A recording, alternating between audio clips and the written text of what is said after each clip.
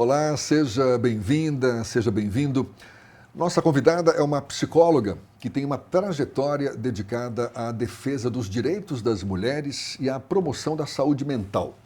Uma profissional que também atua na Procuradoria Especial da Mulher da Assembleia Legislativa da Bahia e que certamente tem muito o que compartilhar conosco sobre sua experiência no enfrentamento à violência política de gênero e outras questões cruciais relacionadas à psicologia.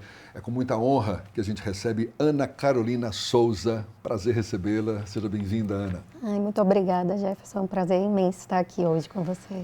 Você, como psicóloga da Procuradoria Especial da Mulher, aqui da Assembleia Legislativa da Bahia, quais são suas principais responsabilidades e desafios no atendimento às mulheres vítimas de violência política? Sim, hoje eu atuo aqui na Procuradoria, recebendo essas mulheres de todo o Estado, e não só vítimas de violência política, como vítimas de violência doméstica. E os desafios que nós enfrentamos lá na Procuradoria é o de acolher essas mulheres, de ser um espaço onde essas mulheres podem ser bem recebidas, poderem se reestruturar emocionalmente. Muitas ainda estão vivendo no ciclo da violência e encontram na Procuradoria esse espaço de fortalecimento da sua autoestima, fortalecimento da sua autoimagem para que consigam sair. E dentro da Procuradoria, além da psicologia, né, a gente tem o acolhimento a essas assistidas e temos também o acompanhamento jurídico e as assistentes sociais que fazem os encaminhamentos caso haja alguma necessidade para essas mulheres também em outras áreas, e vamos acompanhando os processos que elas têm e dando os devidos encaminhamentos. Mulheres vítimas de violência doméstica, a gente pode até imaginar que seja um tipo de situação mais fácil de ser entendido pelo público em geral. Mas no caso da violência política, como é que se caracteriza esse tipo de violência no contexto brasileiro hoje? Como é que se manifesta essa violência política, Ana? Agora, nas últimas eleições, surgiram várias denúncias de situações de machismo, de misoginia, de candidatas a vereadoras sendo depreciadas pelos outros candidatos, tendo a sua liberdade cerceada e sempre atrelado ao fato de serem mulheres. Recebemos algumas denúncias de algumas mulheres que estavam enfrentando isso no meio político e a gente acolheu essas mulheres, dando as orientações devidas de quais eram os caminhos legais e o apoio e o suporte psicológico também nesse momento, para, além de lidar com todo esse processo, o desafio de estar em campanha, ainda estarem sendo violentadas pelo fato de serem mulheres. E não é o tipo de violência que acontece, por exemplo, em períodos eleitorais, como esse que a gente vivenciou tem pouco tempo agora, em 2024.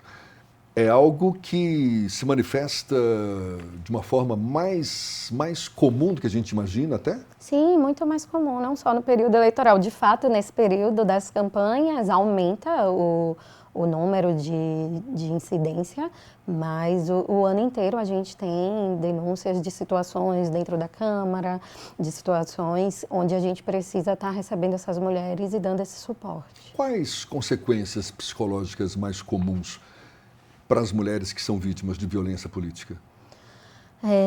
O que a gente pode observar, algumas podem desencadear alguns transtornos de ansiedade, depressão, dificuldade, inclusive de retomarem os seus trabalhos. Algumas desistem das suas candidaturas, então tem uma consequência assim bem grave, dificuldade de voltarem para o seu trabalho, a sua atuação natural. Então a gente vê uns impactos bem profundos. Como é que a psicoterapia pode auxiliá-las nesse processo?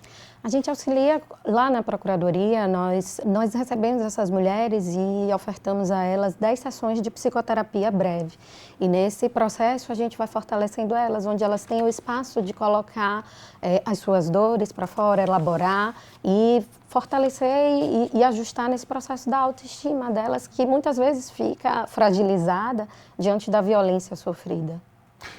Eu fico imaginando que, de fato, é uma ferramenta super bem-vinda, acolhedora, não é? A psicoterapia, você como no papel da psicóloga. Mas como é que funciona na prática? Eu te pergunto isso para Talvez muita gente que nunca tenha passado por esse tipo de experiência, de ser acolhida por uma psicóloga ou um psicólogo, mas que vive algum tipo de dificuldade, algum problema mental.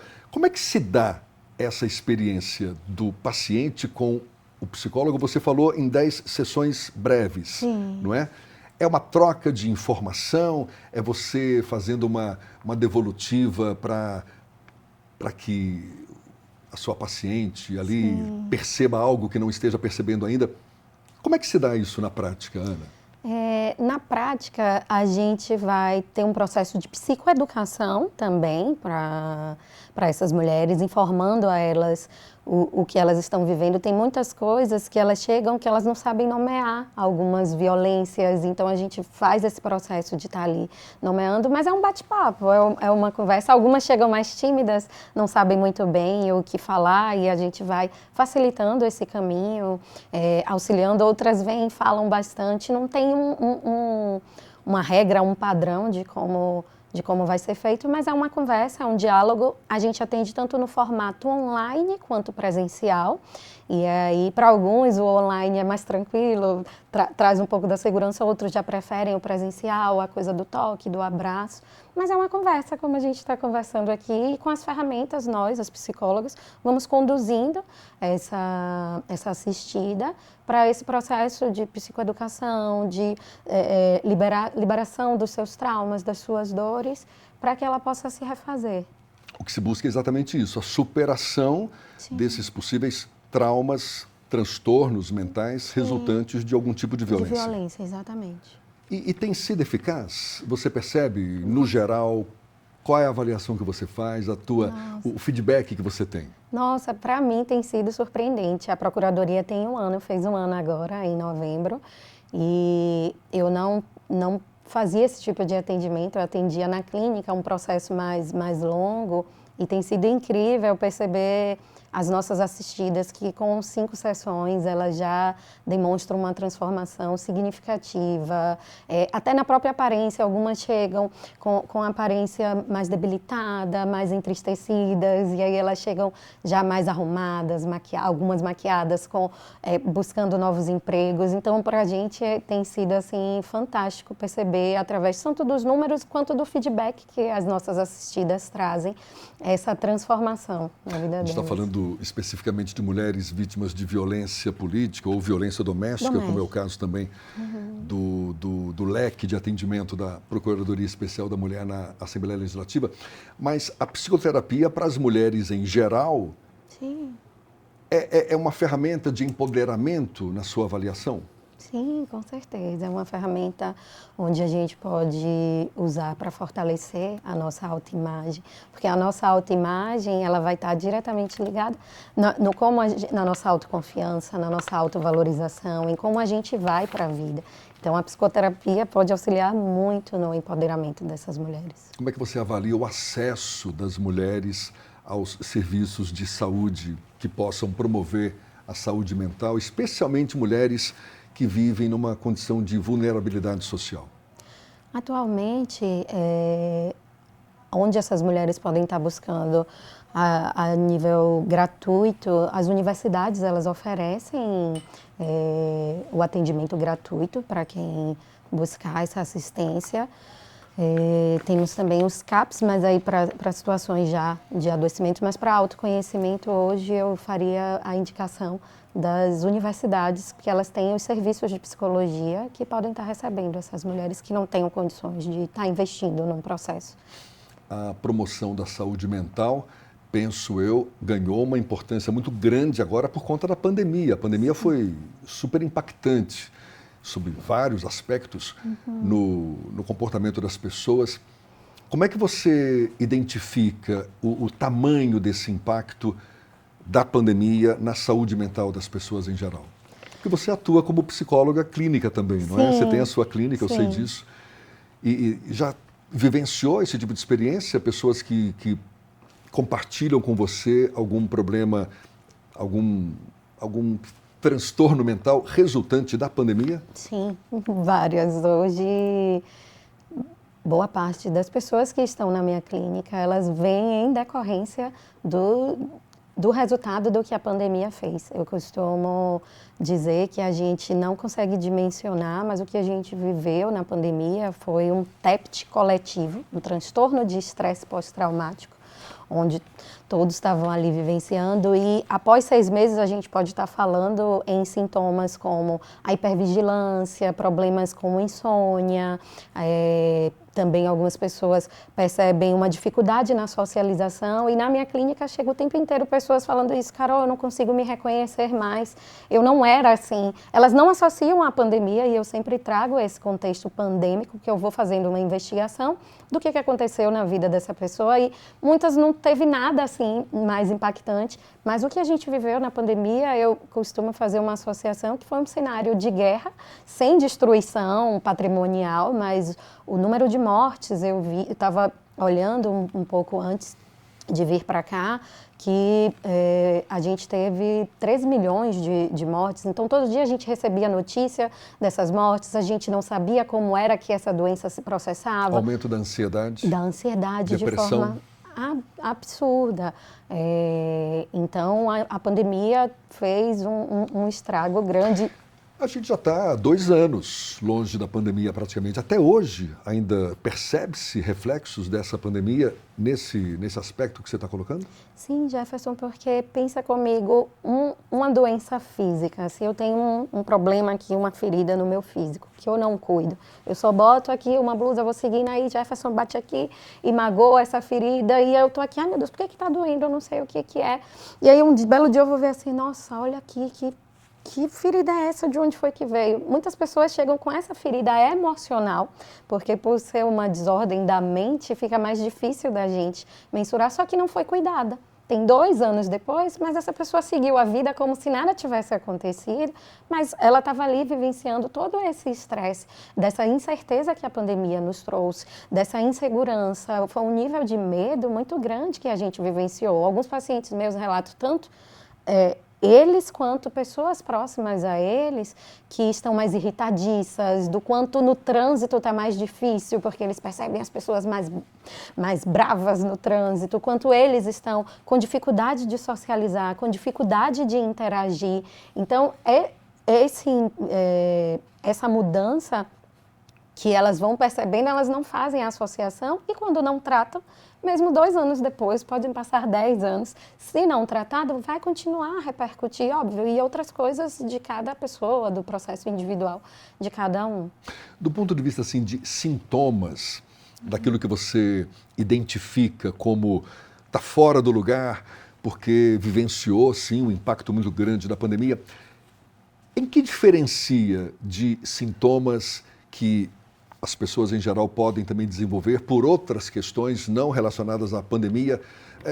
Teve alguma diferença específica? Você identificou algum comportamento para ser tratado que foi exclusivo dessa época, ou apenas um acentuamento, digamos assim, desses sintomas? Eu diria que um acentuamento. Eu diria que algumas dessas pessoas já não vinham muito legais antes da pandemia, e a pandemia intensificou. Acentuou isso. Para outras pessoas, não. Algumas trazem o relato de que elas estavam bem, mas em sua grande maioria já tinham processos anteriores à pandemia, e a pandemia deu uma moída aí nessas pessoas. Mas voltando a falar da violência política de gênero, de que forma que fatores como raça, classe social, orientação sexual influenciam a experiência de violência e o acesso ao suporte psicológico para as mulheres? Mas essa resposta a gente vai aguardar para daqui a pouquinho. Tem um intervalo aqui rapidinho e a gente volta já já nessa conversa com a psicóloga Ana Carolina Souza. É um instante só.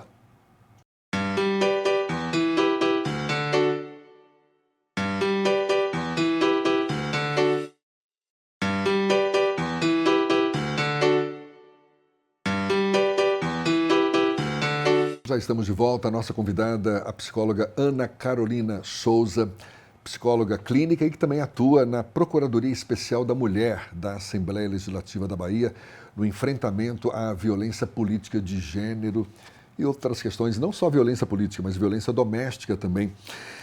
Eu te perguntei como é que aspectos relacionados à raça, classe social e orientação sexual influenciam essa experiência de violência e possam permitir também o acesso dessas mulheres aos serviços de saúde mental?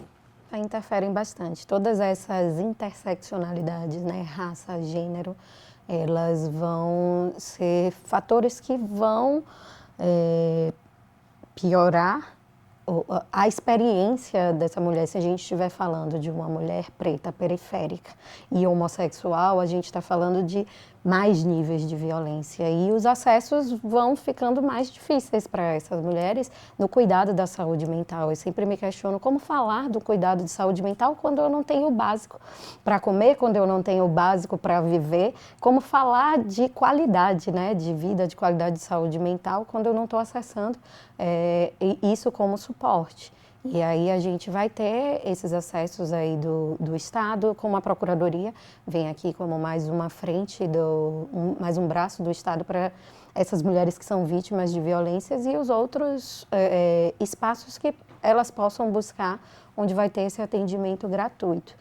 E aí dentro da psicologia é sempre importante a gente fazer esse recorte de raça, de gênero, porque tudo isso vai se somando ao número de violências que essa mulher vai estar expostas. E aí um psicólogo que não tem letramento racial, um psicólogo que não faz isso como recorte na sua clínica, ele vai estar excluindo alguns processos, algumas dores dessa pessoa. Porque se eu estou de frente para uma mulher negra, periférica, eu já sei que mesmo que ela não tenha consciência, que ela já vai estar vindo com alguns processos de TEPT complexo, trauma de desenvolvimento, algumas coisas já partem da minha caixinha ali de ferramentas, mesmo que ela não me fale. Muda a sua abordagem. Exatamente. Quando você identifica que é uma mulher mais suscetível a esse tipo de violência. Porque, claro, por mais que a violência doméstica, a violência política seja extensiva às mulheres em geral, mulheres negras, periféricas, mais vulneráveis, estão mais sujeitas a esse tipo de violência. Estão mais sujeitas às repercussões dessa violência, porque ela vai estar enfrentando um número de violências muito maior. Eu já parto desse olhar na minha clínica, desse olhar de que essa mulher vai estar vivenciando uma série de situações que vão estar estraçalhando essa saúde mental ao longo da vida dela.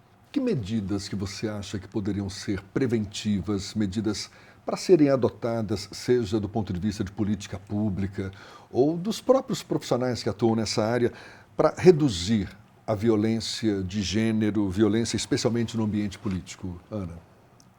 Uma das principais medidas, Jefferson, que eu vejo é a psicoeducação.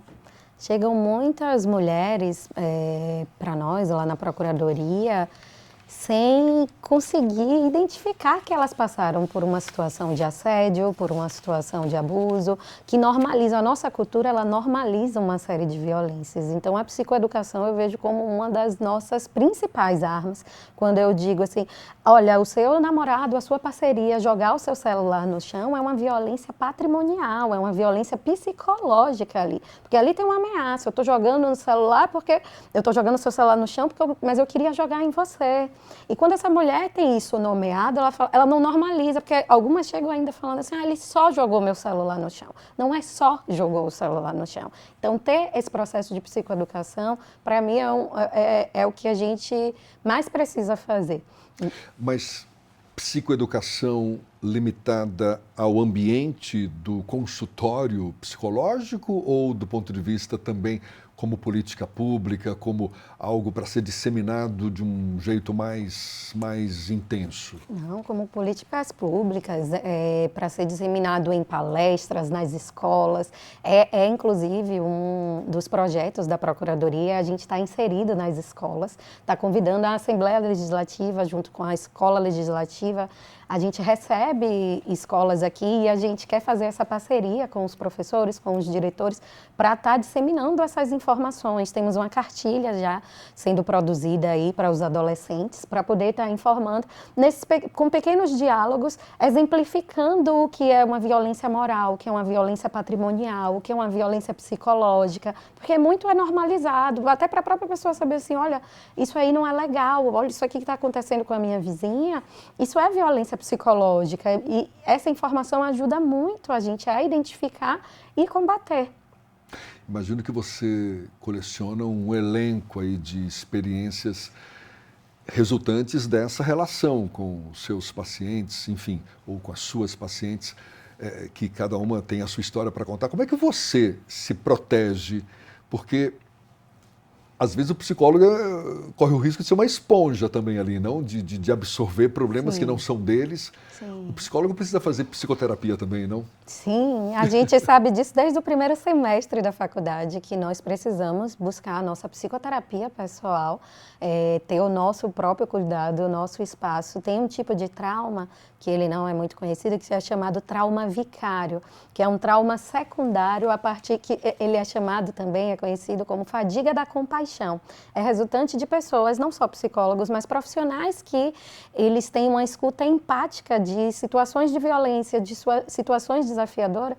Eles podem ter como resultado respostas traumáticas, mesmo que eles não tenham vivido. Então, é essencial que a gente se cuide, é essencial que a gente tenha práticas saudáveis de psicoterapia, de exercício físico, tudo que a gente recomenda para os nossos pacientes, para os nossos clientes, que a gente também faz. Ser coerente com o discurso, sim, né? Sim, sim. Mas você já teve a experiência assim de vivenciar algo que tenha mexido mais com você, que tenha até se transformado num problema para você, para ser resolvido por você também?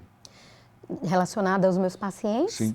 Não, relacionado aos meus mobiliza. Eu saio de algumas sessões, eu saio assim, nossa, preciso de um tempo para respirar. Aqui na Procuradoria eu peço às colegas, às vezes, olha, me dá uns minutinhos aí, porque eu sou mulher. Também já tive situações de relacionamento abusivo, então tem algumas coisas que tocam na minha história e eu preciso de alguns minutos para me regular, para poder dar espaço também para as minhas emoções, mas a ponto de me adoecer, não, mas os meus processos pessoais mesmo. Durante a pandemia, voltando a falar da pandemia, imagino que você deva ter tido alguma experiência também, talvez de forma online, até porque não tinha ser como diferente, né? Foi algo impactante para você enquanto profissional? Foi algo que fugiu da normalidade, ou seja, aumentou o número de atendimentos durante a pandemia também, Ana? Nossa, aumentou demais. Nesse período eu adoeci porque eu entrei em burnout, pela sobrecarga de trabalho.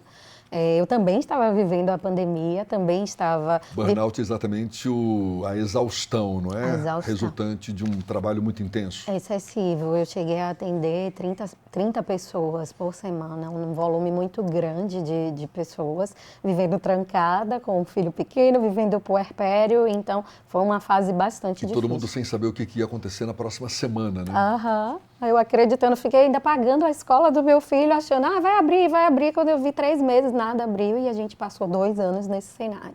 Qual foi o teu grande aprendizado durante a pandemia enquanto profissional e a principal sequela também? Sequela que eu falo do ponto de vista profissional, não sequela na pandemia a gente sabe, lamentavelmente, né? Milhares de mortes, o impacto sobre a saúde das pessoas em geral, mas para você enquanto profissional, Ana?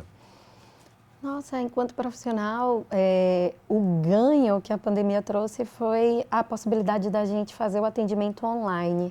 A gente já tinha isso, o CFP já autorizava, mas não era amplamente divulgado. Tinha uma resistência, inclusive, minha de fazer, e a gente pôde ver que é uma ferramenta incrível. Hoje eu atendo pessoas que estão... das pessoas em geral, né? Ninguém imaginava. Era uma ferramenta que já existia, Sim. Mas que ganhou essa importância toda durante a pandemia.